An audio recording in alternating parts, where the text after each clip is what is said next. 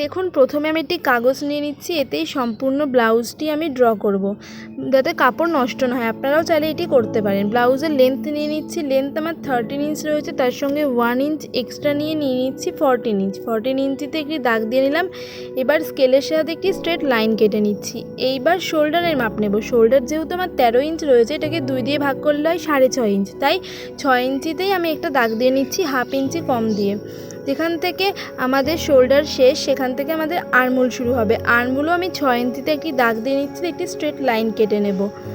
তারপরে যেখান থেকে আর্মহোল শেষ, সেখান থেকে আমাদের চেস্টের মাপ শুরু হবে। প্রথমে আমি দাগ কেটে নিলাম, পরে আমি চেস্টের মাপ নিচ্ছি। এবার আমি গলার মাপ নিয়ে নেব। গলার মাপের জন্য গলার চওড়া রাখছি 2 ইঞ্চি। এটা যেহেতু ব্রাকাট ব্লাউজ, তাই 2 ইঞ্চির বেশি চওড়া রাখা যাবে না কোনোভাবেই।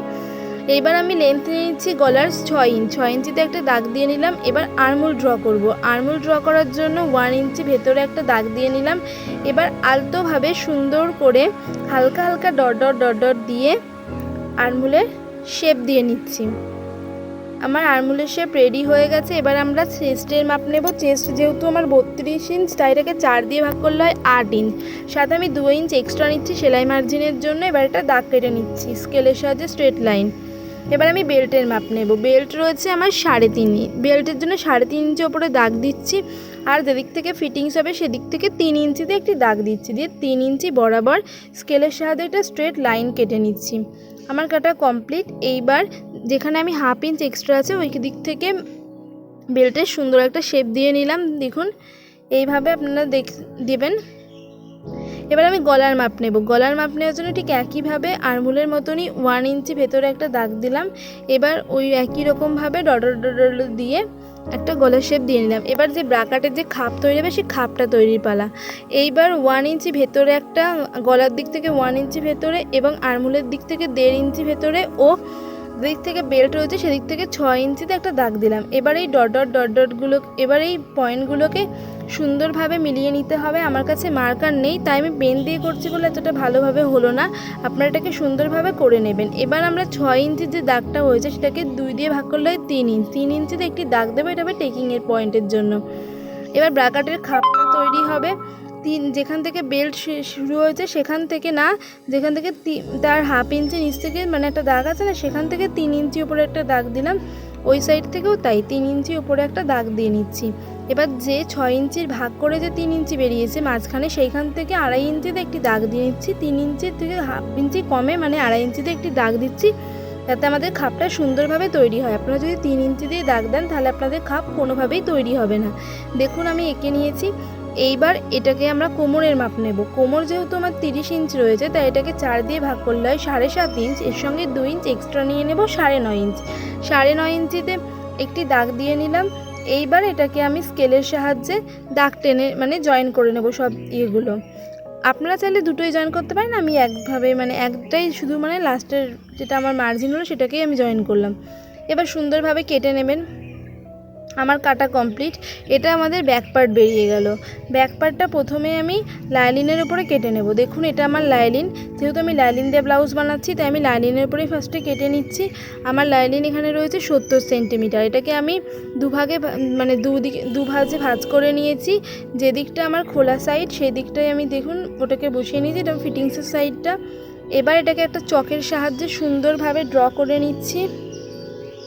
আপনারাও এইভাবে ড্র করে নেবেন। আমার ড্র করা কমপ্লিট। এবার আমি কাটিং করে নিচ্ছি।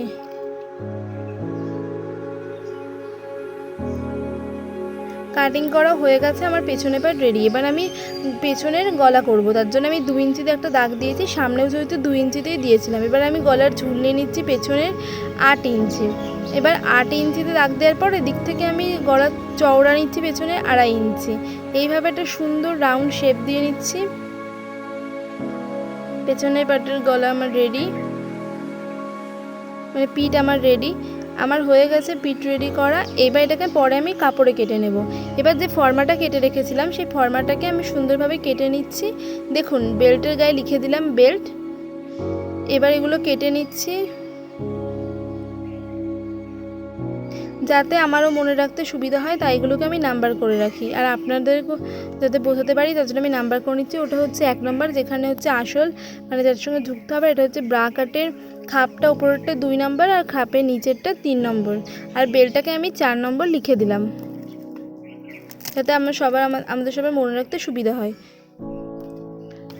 এটা কমপ্লিট হয়ে গেছে কাটা। এবার যে ব্রা কাটের যে খাপটা তৈরি হবে সেই খাপের অংশগুলোকে বাড়িয়ে নিতে হবে। এইবার হচ্ছে আসল কাজ। আমি এগুলোকে কাপড়ে বাড়িয়ে নিচ্ছি, আমি আলাদা করে মানে একেবারে লাইনে বাড়িয়ে নিচ্ছি। এদিক থেকে আমি 1 ইঞ্চিতে একটা দাগ দিলাম, তারপরে 0.5 ইঞ্চিতে একটি দাগ দিচ্ছি। এটা আপনারা সুন্দরভাবে দেখবেন, এটা হয়তো সম্পূর্ণটা আমি এক্সপ্লেন করে বোঝাতে পারবো না।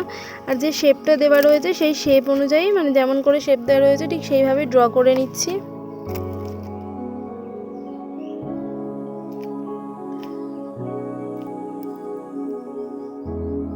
এদিক থেকেও 0.5 ইঞ্চিতে বাড়াবো, কারণ এগুলো হচ্ছে সেলাই মার্জিন। দেখুন আমি 0.5 ইঞ্চিতে বাড়িয়ে দিয়েছি।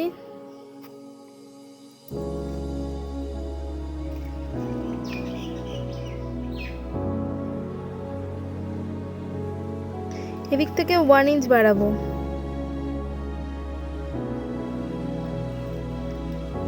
আপনারা ভালো করে দেখুন, নাহলে কিন্তু এটা বুঝতে পারবেন না। আমি বললাম এটা ভালো করে আমি হয়তো এক্সপ্লেন করতে পারছি না, কিন্তু আপনারা দেখলে আশা করি এটা বুঝতে পারবেন যে কেমনভাবে কি করতে হবে। এবার নিচের দিকগুলোতে 0.5 ইঞ্চ মানে হাফ ইঞ্চ করে বাড়িয়ে নিচ্ছি। এগুলো হচ্ছে সেলাই মার্জিন, দেখুন ভালো করে।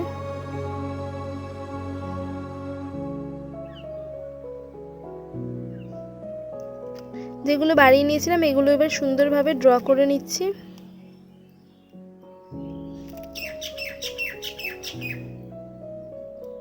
আমার ড্র করা কমপ্লিট। এবার এটাকে কেটে নেব।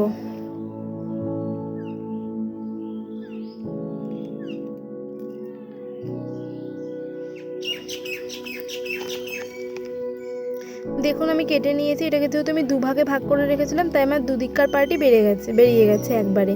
এইবার এটা আমি দেখে মেপে নিলাম, আমার হয়েছে 8 ইঞ্চি। 8 ইঞ্চিতে এবার আমরা যে নিচের খাপটা তৈরি করব তার জন্য 8 ইঞ্চি একটা দাগ দিলাম লম্বা।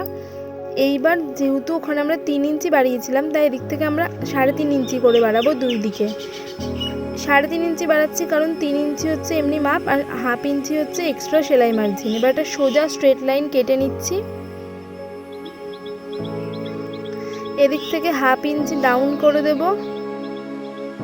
খাপের জন্য। আর যেহেতু আমার 8 ইঞ্চি এটাকে ভাগ করলে হয় 4 ইঞ্চি। 4 ইঞ্চি মধ্যে একটা দাগ দিলাম, এখান থেকে আমাদের টেকিং পয়েন্টও শুরু হবে। এবার যে 0.5 ইঞ্চিটাকে ডাউন করে নিলাম, দেখুন। এবার এটাকে সুন্দরভাবে কেটে নিচ্ছি।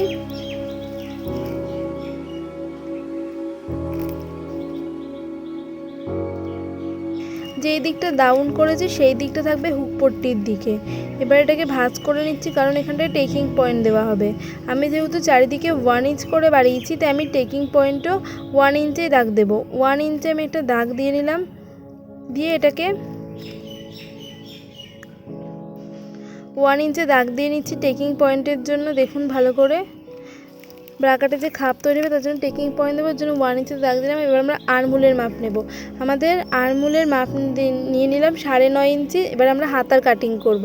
তার জন্য কাপড়টাকে আমরা ভাঁজ করে নিয়েছি 4 ভাবে, 2 ভাঁজে। এবার একটা স্ট্রেট লাইন কেটে নিচ্ছি। হাতার লেন্থ রয়েছে 6 ইঞ্চ। 6 ইঞ্চ নিচেও একটি দাগ দিচ্ছি এবং আরও তার হাফ ইঞ্চ নিচে একটি দাগ দিচ্ছি সেলাই মার্জিনের জন্য। এবার পরপর দুটো যে দাগগুলো দিলাম সেগুলোর সঙ্গে স্ট্রেট লাইন কেটে নেব। এবার হাতার শেপ দেব। হাতার শেপ দেওয়ার জন্য 2.5 ইঞ্চ নিচে একটি দাগ দিলাম। এবার এটাকে একটা স্ট্রেট লাইন কেটে নেব। তারপরে উপরের দিক থেকে সুন্দরভাবে আর্মহোলের শেপ দিয়ে নেব। দেখুন হাতার শেপ দেওয়া আমার কমপ্লিট হয়ে গেছে। এইবার আমার হাতার মুহুরি রয়েছে 11 ইঞ্চ, তাই 5.5 ইঞ্চিতে একটি দাগ দিলাম এবং 2 ইঞ্চি হচ্ছে এক্সট্রা সেলাই মার্জিনের জন্য। এবার এগুলো যেখানে আমরা হাতার শেপ দিয়েছি তার সঙ্গে মিলিয়ে নেব স্ট্রেট লাইন কেটে। দেখুন আমি মিলিয়ে নিচ্ছি যেভাবে। এবার আমরা যে আর্মহোল যে মাপটা ছিল সেই মাপটা মিললো কিনা সেটা চেক করব। আমার 9.5 ইঞ্চি ছিল কিন্তু এখানে আমার 10 ইঞ্চি হচ্ছে। 10 ইঞ্চি হওয়াতে আমার হাফ ইঞ্চ এক্সট্রা হচ্ছে, তো কোনো ক্ষতি নেই এতে। হাফ ইঞ্চ এক্সট্রা হতে পারে, কমও হতে পারে। এবার আমরা এটাকে কেটে নিচ্ছি সুন্দরভাবে।